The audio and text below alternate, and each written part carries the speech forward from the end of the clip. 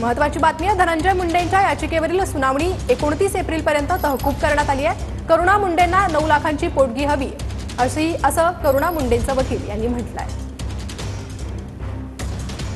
सदावर्ती आपल्या सोबत आहेत ज्योतिजी। आज नेमकं धनंजय मुंडेंनी नेमकी या ठिकाणी याचिका दाखल केलेली, त्या याचिकामध्ये प्रमुख त्यांचा काय बेस होता, कुठल्या कुठल्या मुद्द्यावरती त्यांनी या ठिकाणी याचिका दाखल केली?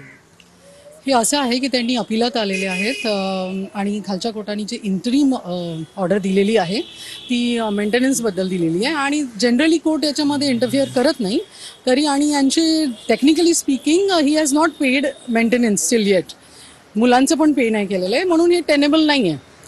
आणि पुढे आता चालून आम्ही 29 तारीख दिली आहे, त्या दिवशी आम्ही अपील करणार आहे की मेंटेनन्स वाढवून देण्याचं। ते 3 लाख होतं तर आता 9 लाख वगैरे पर महिना वगैरे असं वाढवून देणार आहे। तहकूब करण्याचं कारण काय? आज 29 तारीख पुढची दिलेली आहे आणि पुढच्या तारखेला याच्यासाठी तहकूब करण्यात आलं की आम्ही मेंटेनन्स वाढवून मागतोय, कारण त्यांची जी मुलगी आहे ती आता मोठी झालेली आहे, 19 वर्षाची। त्यांच्या पुढच्या शिक्षणासाठी वाढवून जे काय त्यांचे मेंटेनन्स आहे ते वाढवून आम्ही मागतोय। कॅमेरा पर्सन अमित सह सुनील जाधव, TV9 मराठी, मुंबई।